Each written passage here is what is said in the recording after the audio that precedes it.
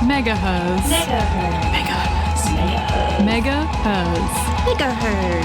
You're listening to MegaHerzzz on 4ZZZ. You are tuned into MegaHerzzz here on 4ZZZ 102.1 FM. My name is August. My pronouns are they, them. My name is Claire. My pronouns are she, her. And my name is Sarah, and my pronouns are they, them. Hell yeah, it's very exciting to be here with you for a bit of a belated International Women's Day episode. So yay, happy belated International Women's Day. Was it just me, or did it feel a bit weird having International Women's Day on the Sunday? I feel like it should be a public holiday. How is it not a public holiday? Exactly. That's what we've been saying. Well, we have quite a stacked show lined up for you guys. We have a bit of an interview happening in a... what do you say, like about halfway through the show? We're going to be chatting to a feminist and unionist, Wil Stracke. You may have seen some of her videos circulating online. She does a lot of like sort of short form video content, and she's just an incredible feminist mind, and we are very excited to be chatting to her here live and on air.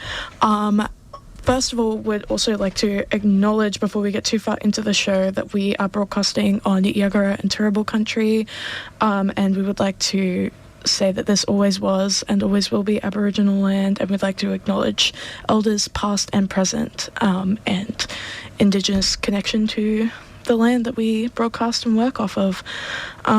We make an effort to talk about and report on femicides that happen every week on this show, because a lot of the time they do not get the media coverage that they deserve. A lot of our information is taken from Sherele Moody Femicide Watch on Instagram. Sherele Moody does incredible work. But yeah, please go and follow her work online, and all credit to her for this information. Do you guys want to take it away? Yeah, so this week we would like to remember Charmy J. And Charmy J was a 47-year-old who was murdered in the first week of March at Herney's Oak in Victoria. Charmy was murdered by her ex-partner who then took his own life. So we would like to just remember Charmy, and that she matters, and that make sure that we are making sure that this is going watched and noticed here. Yeah, absolutely. And of course, it's a very heavy topic to listen to. So please make sure to take care of yourself whilst listening to. Obviously, it's very important to, be aware of everything that's happening. But seek support if you need. And there are a few hotlines I'm going to read out just now. So there is 1-800-RESPECT, 1-800-737-732, or the DV Connect Women's Line, 1-800-811-811, or the men's line, 1-800-600-636. Yeah, absolutely. Please take care of yourselves. We know this is a bit of a heavy topic. I should have highlighted that more at the beginning, but yes, it's a very heavy topic. Look after yourselves, look after your loved ones. Sick of carrying your boombox everywhere you go, but miss your beloved 4ZZZ shows? When you leave it behind, get the Community Radio Plus app from your phone's app store now. It's 15% smaller than the average app, and packed with at least 500 times more attitude, 500 times more independent journalism, 500 times more local and Aussie music, 500 times more representation of subcultures. Download Community Radio Plus and save 4ZZZ and Z Digital as favorites using the little red heart icon now. But wait, there's more. If you install Community Radio Plus in the next 5 minutes, you'll get a free dose of warm inner glow. Get Community Radio Plus from your app store now. You're listening to MegaHerzzz on 4ZZZ, and we have a special guest with us via the phone line. We have the amazing Wil Stracke visiting to us for International Women's Day. Hi, Wil. Hey, how you going? Good. Yes. We're good. We're so happy to have you here, and thank you so much for fitting us in. It's we hear you've had a big week. Yeah. I'm on a single-handed crusade to make International Working Women's Day an International Women's Week. I was down in Tassie in Hobart on Monday for their IWD rally, which was fantastic. And then I went back to Melbourne, which is my hometown, and we had the rally there on Friday. And then I flew to Newcastle on Saturday and spent a couple of days with the sisters up there. So, it's been fantastic. Hell yeah, that's so awesome. Would just really love for you to quickly, if any of our listeners haven't seen your content or just seen the awesome work that you do online and like with regards to like women and unions, love for you to just kind of give us a quick rundown. What you're doing. The quick summary. So I'm Wil. I'm an assistant secretary at the Victorian Trades Hall Council, which sounds very fancy. The Victorian Trades Hall Council is the peak body for the trade union movement in Victoria, and mine is an elected role, so I get elected by unions to do the work that I do there, which is basically about bringing unions together to campaign on things that impact on, workers in more than one union and in more than one industry. So when they want to campaign on, things like at the moment we're running a campaign on reproductive health leave, that's something that impacts on workers all across the board. So, we work with unions on those kinds of campaigns. And then, so I've worked in the trade union movement since 2004. Before that, I'm really sorry about this, I was a lawyer. But I went to work in the trade union movement, and I've done kind of workplace organising. So I've worked with small groups of members on the ground to help them achieve the things that they want to achieve in their workplace. I've done industry-wide campaigning, and then I kind of grew up and started doing large-scale political and social justice campaigning. So that's kind of been my work history along the way. And these days, my job is more about supporting other people to do that work and making sure that places like Trades Hall have the things in place that mean that we can do that work. Okay, I have to ask because I'm fascinated that, what made you move from law to trade unions? So being a lawyer is amazing and satisfying, but by the time you see someone and they walk in the door, a problem has gotten to the point where there's really only one solution. You can either fit them in a box to run a case for them, or you have to say to them, look, I'm really sorry. What happened to you? It may not be right, it may not be fair, but it's not illegal, and there's not a lot we can do. Whereas when you work for a trade union, you're dealing with problems right at the start. And, right at the start of a problem, there are so many things that you can do. You can go in and you can have conversations with decision makers, and you can build up, you can get a group of workers together who might all feel something is wrong and unfair, and even if it's not illegal, you can work with that employer and say, well, look, like people don't like this thing, and if people are unhappy, you're not getting the most productive people, so let's talk about things that we might do to fix it. And so there was a lot more room for what I'd call kind of creative problem solving. And the other thing is, as a lawyer, you're in a position of power, right? I mean, I always thought that my job as a lawyer was to translate what was in those big, thick legal books so that people understood it and can make decisions about whether they do or don't want to run a case or whatever it is. But working for unions, your job is really to provide resources and support to workers for them to achieve what they want to achieve. So it's much more creative as well. So I felt like you've got a lot more options to kind of help things move along, and I really like that. I really love that positive spin there, that positive aspect of prevention and, making things great from the start. And, I kind of think that unions get a bit of a bad rap as being complaining about things after the fact, but I love that you're going out there and making things better right from the start. That's fantastic. And for me, it's I always used to say when an employer you know, when their face would drop when I would walk in the door, I'd be like, look, I'm incredibly busy as a union official. There are 30 million things that are going on. The fact that I'm here and talking to you about this, I'm not making a problem. I'm trying to work with you to fix a problem. There is an existing problem. Unions are too busy to make problems up. So when a union knocks on the door and says, hey, look, I want to raise something with you, it means that members have said, this is a problem and we need to have it fixed. I really love that. And segue here, we're talking about, you know, things as they start and, you know, getting back to the beginning. Can we go back to the beginning of International Working Women's Day and look at some of the history there? Because I have seen recently a lot of pushback on this particular day of celebration and recognition. People are a lot of resistance to cupcakes. I'm seeing at the moment people are very anti-cupcake, and I think that's because of that recognition that it's been a bit co-opted into something it was never meant to be. And so, could you please tell us a bit about the history of International Women's Day? I can. So.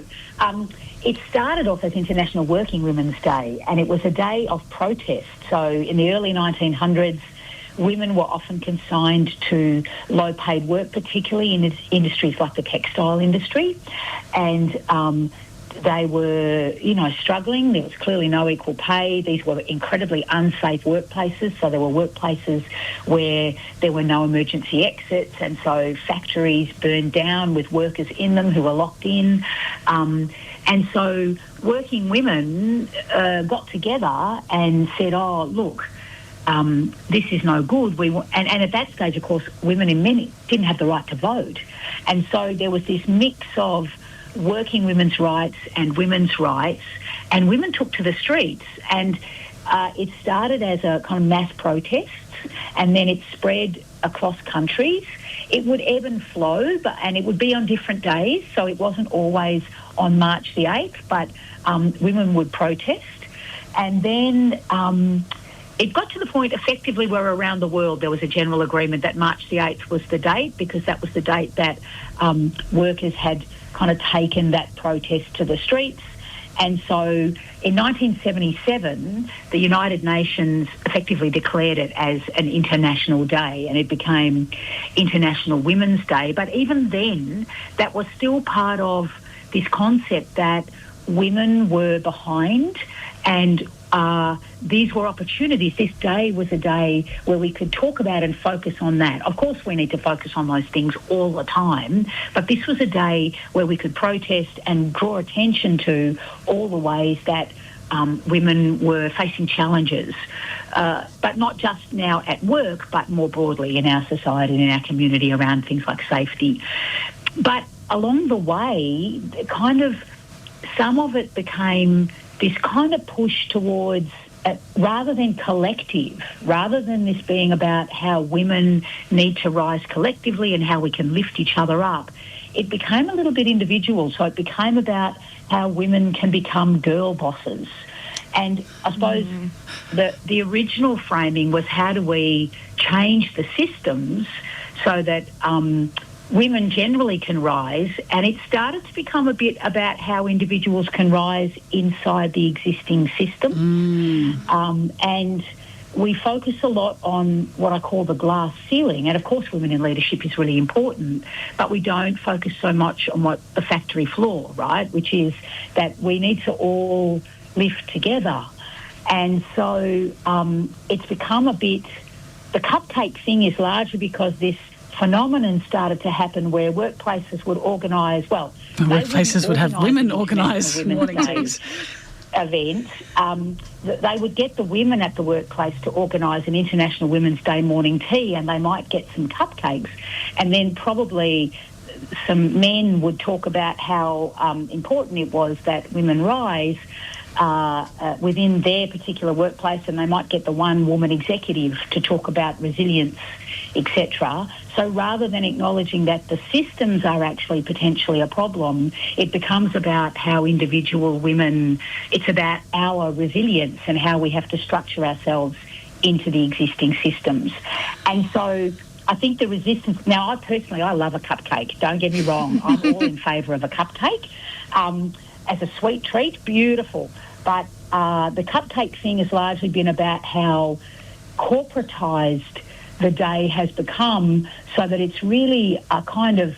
It retains a celebratory element, but it no longer retains the protest or the conversation about how our systems and structures are harming women, and that's a problem. I have to tell you, Wil, you have just absolutely blown my mind there, because I obviously am a feminist, long-term feminist, and big advocate for women in the workplace. But I have always, my focus has been on why are there the glass ceiling? Why aren't there?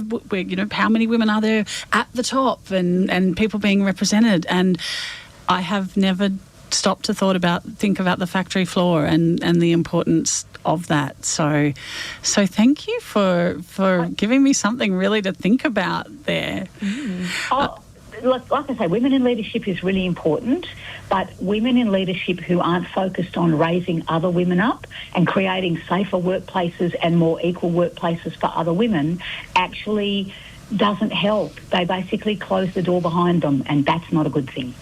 Yeah, absolutely. I mean, it's kind of just shows the way that, like, capitalist ideology is kind of, like, sunk into everything, and co-ops these, like, these movements that really start as, like, grassroots worker-focused things, and then wants to get, like, the brownie points from that, basically, to be like, we love women. It's like the whole, like, we need more female drone pilots, like, it's not the same. So Wil, we've heard about you, and like we've been able to be educated today, but we've been educated by you for a while now on social media, and you have a fantastic social media presence, and have a great way of being able to get your message across in a way that people can really relate to and understand, and I think that's really helpful. Can you tell us a bit about how that's come about? Well, so what happened is that we were told at my work at Trades Hall that we needed to get onto kind of new platforms. So I've historically, I'm 60 and women of my age, Facebook, that's what the world that we lived in, and a bit of Twitter. And we were kind of pushed to get onto TikTok and do a bit more on Instagram.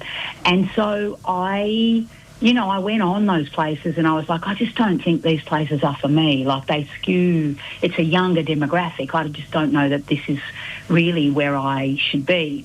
And I did a tweet that went a little bit viral, and it was around the time, I don't know if you remember, when Grace Tame, Scott Morrison and Grace Tame had their run-in, and there was a bit of a conversation about how women should be grateful and how she was rude, etc. Oh, we remember that very well here on That's very MegaHerzzz. vivid in the memory. I was a bit pissed off by that, because, that language around, women being polite and that kind of thing has always been used to keep women down. And even when other women say it, it's the patriarchy manifesting itself, right, and keeping women quiet. And so I said something along those lines, that essentially that's the patriarchy in action. And it went a little bit viral on Twitter. And our comms lead, Ed, she said to me, look, why don't you just say what you said in that tweet, but film yourself saying it, and we'll put it up on our TikTok right away, and we'll just see what happens. And so I'd been to the gym, I was sweaty, I was sitting in my car outside the supermarket, and I was like, oh, God, I better do this thing, because she's been at me for it. So I filmed it and I sent it to her, and she was like, yeah, no, that's great. And she put it up on the Trades Hall TikTok, and it went pretty well. Like, it was the most viewed thing we'd ever had. And so she said, well, now, I'm really sorry, Wil, but now you've got to do the thing, right? You've just got to keep doing this. And I was like, oh, okay. So essentially I just started doing pieces to camera, just explaining stuff in the way that I understand them. So, if I read a news story and there's something about it that I'm interested in, or I put a piece together with something else, I'll just do a thing about that. And it's kind of just grew, and it grew and it grew and it grew. And I think I'm now sitting on 50-something thousand followers on Instagram and 90-something thousand followers on TikTok. And some of the things that I do kind of spread. And it's just, I think it's so important that as progressives we are in that space, because people are always looking for to understand why the world is as it is, because let's face it, the world is super confusing at times, and it doesn't feel like, at times it's not a great place. You know, it feels really uncomfortable and it feels wrong. And so people are looking for why. And I just figure, you know, I'll just go in and do my piece about why I think the world is the way it is, and people can take it or leave it. And that seems to resonate with people. So you've actually got more followers on TikTok than on Instagram. That's amazing, and you know, I guess a little surprising given that TikTok is seen as a kind of a teenagers platform. The kids are all right. The young kids here are looking at me going, "Yeah, okay, boomer." Never. Well, it is. I mean, it does skew younger. Instagram is probably, that skews, like, that's across the board. It's huge, Instagram. But I do get, for instance, when I go places, I do get women who come up and say, you know, who'll say, well, I follow you on Instagram and my daughter follows you on TikTok. So it's a whole family thing, right, where they've shared the things, and then one of them starts following me on one platform and one on the other, which I think is just so, it's really sweet. I can relate to that, actually. I could definitely relate. That's awesome family bonding moment over Wil Stracke TikToks. Hell yeah. The number of mums that say to me, I send your stuff to my son, or I send your stuff to my kids. Oh, that's awesome. Which is really great. And I do, when I'm doing the things, I do try, like, I think I'm incredibly lucky because my job involves politics. And what I say by that, I don't mean politics as in party politics, but I mean my job as a trade unionist is about power. It's about understanding power and systems, because that's how we make change, right? We have to understand those things. And so I get the privilege in my job of spending time reading about those things and thinking about those things.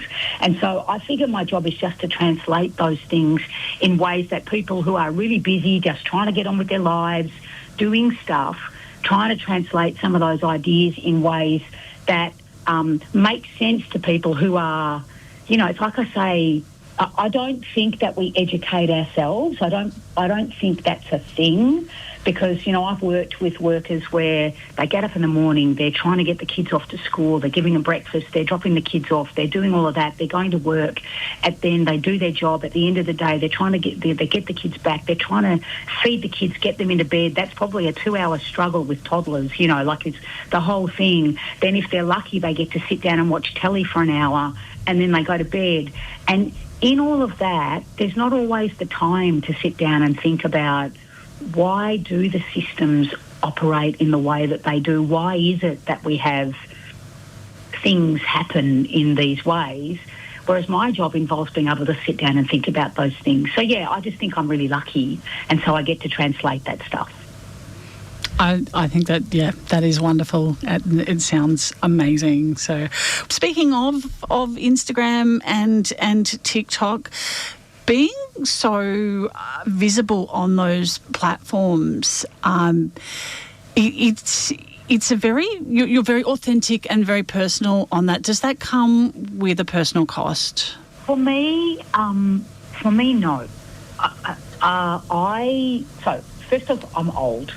I'm old, and so in terms of the trolling and the comments that I get, many of the things that people say online used to be said just around the barbecue, right? Like, I'm old enough to remember when the kinds of things that Corey Bernardi said about queer folk were just what everybody said around. So it's not like anything that gets said online to me isn't something that at some point or other someone hasn't said to my face. And, you know, online at least it's a little bit removed. I think the other thing I always think about, so I always think a couple of things. The first is, if they're bothering to respond, then I've gotten under their skin, so that's a good thing. That's kind of fun.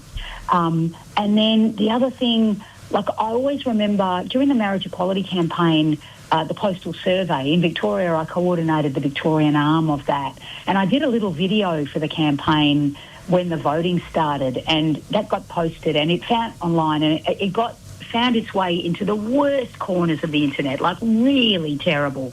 And they couldn't moderate the post without removing it, because for every comment that they removed, another 10 comments would appear that were just dreadful, like really awful comments about me and just queer people generally. And so based on that, you would have said that, you know, that we were in deep trouble and we were, the people hated queer folk. But in fact, of course, the result of that vote was a huge number of people voted, and it was 60-something% yes. And not everyone who voted no also voted no because that's what they believe. Like there's a spectrum of people in that pocket who voted no. So it's not the real world. What you see online and the comments that people make, it's not real. It's amazing and beautiful. You find amazing communities, and I've got this group of people that follow me who comment and like things, and it's just so lovely to kind of see them pop up and to be able to respond to them. And I meet them in real life sometimes when I go places, and they kind of come up, they sidle up to me and go, oh, I just have to say I follow you and I'm this person. I'm like, oh, that is so great. But the negative stuff, they're often not real if you actually look at the accounts. And then the last thing, I will respond pretty much to everything, including most things, if they're critical of what I say. I'll engage in a conversation, even if the conversation is offensive, because I think I have lots of young queer folk and First Nations folk and others who follow me, and I feel like, particularly for young queer folk, it's responding to that, and particularly if I take the piss out of what someone is saying, kind of disarms what can feel awful, I think, if you're looking at some of those comments. If you just responding to them by essentially taking the piss out of them, if you make it humorous, then you're giving people that they're seeing then that these things they're not worth worrying about. So I'll often, like every now and then, I'll do a response video when someone posts something offensive about me, because I want people to see that they should not be afraid of what's happening in the online space.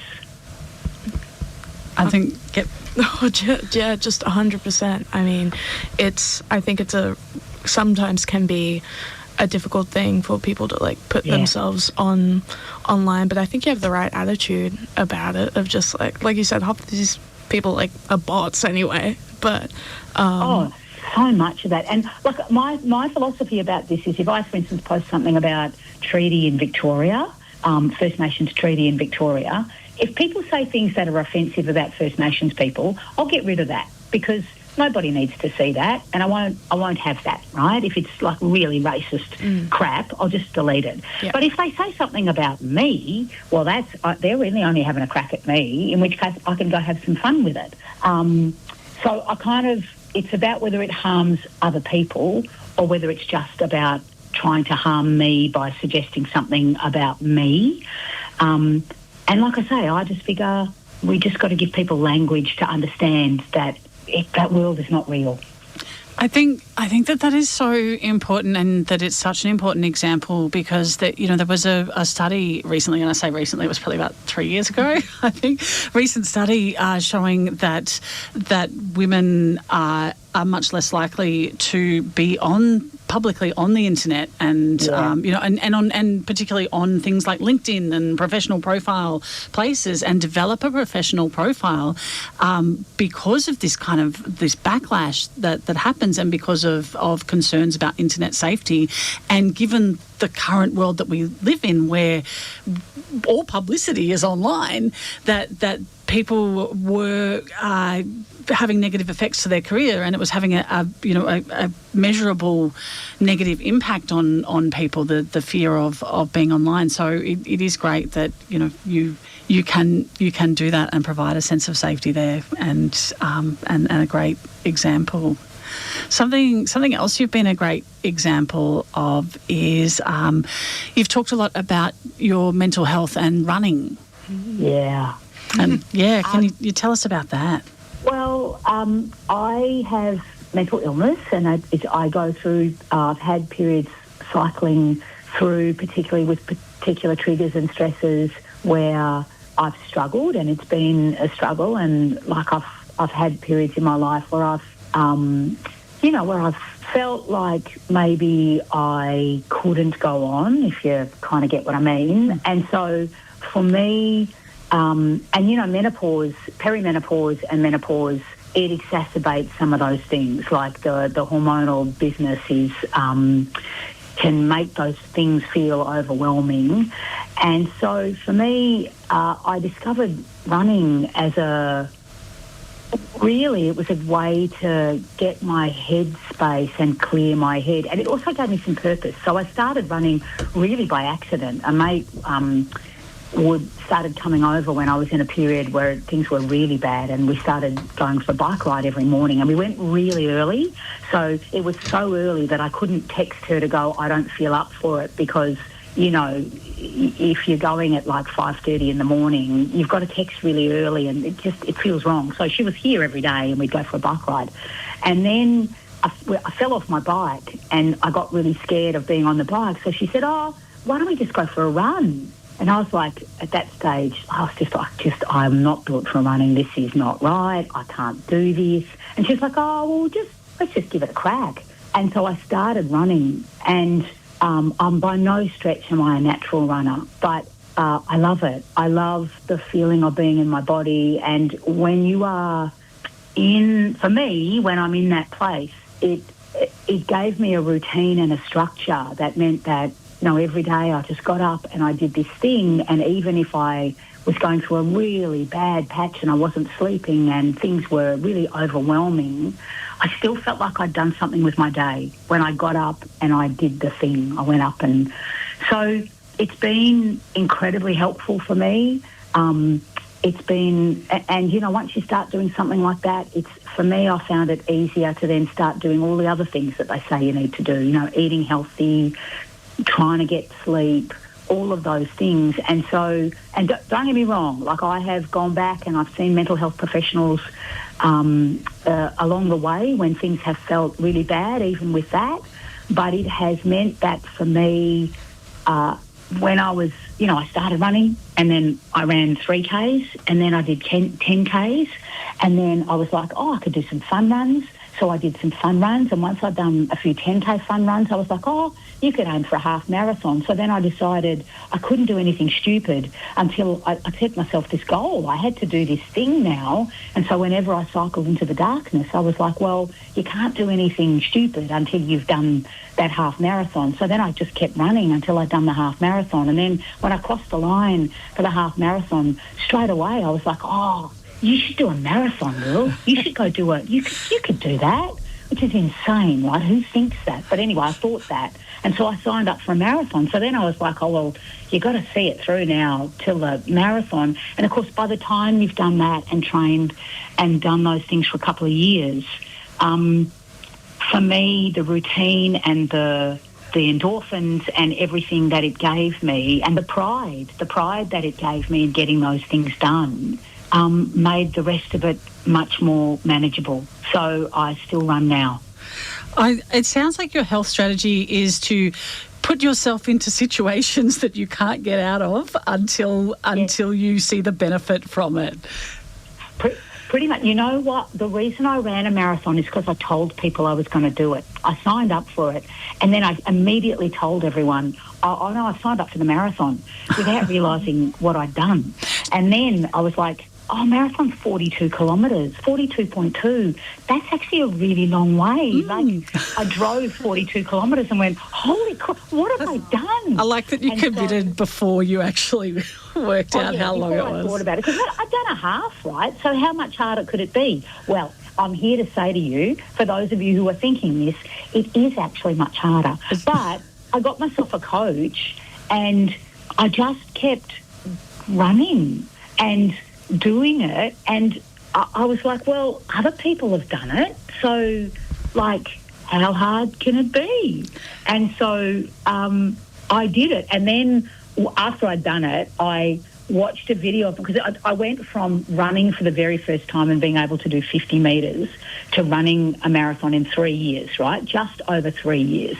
And so I watched a little videotape of myself running for the first time, and it wasn't till I saw that I went, oh, Wil, you did a big thing. Like, this is a big thing, because I was so focused on getting to the end. I didn't actually realise what a big thing that I'd set myself, except that I knew 42 kilometres was a long way. And so I do think that it has helped me to set myself goals that feel like they might be really hard, and then just go, okay, here's the plan to get there. Let's just go do the things. And if you do the things, well, then, of course, you can do this. I mean, other people have, so why can't you? That's kind of been how I've approached it. That means there's hope for me yet. I run like Kermit the Frog, I think, is how best to describe my running style. I'm not a natural runner. I don't look very natural. You know, some people, when they run, you just go, oh, that looks so beautiful. And I've made the mistake a couple of times of videotaping myself running, and I'm like, don't do that, Wil. Don't do that to yourself. You feel amazing when you're running. It doesn't matter how you look. It doesn't really matter. So, yeah, I think it's really about the time and the focus. And I know for lots of women in particular, having the time and focus, like I'm single, I'm a grandma, but like I don't have kids that are dependent on me or anything like that. So I can focus on that kind of thing, and I know how hard that is when you've got a busy life and you're trying to look after everybody else. Taking the time to do that kind of thing is really hard. Well, speaking of time and focus, we are out of time. We've come to the end of our show. Thank you so much for dropping in and chatting with us. But we have to say goodbye. Oh, thanks so much for having me. It's been actually fantastic. And come back anytime. We've loved having you. So thank you, Wil Stracke, for coming on to MegaHerzzz, and thank you, Wil. Isn't that what feminism is about?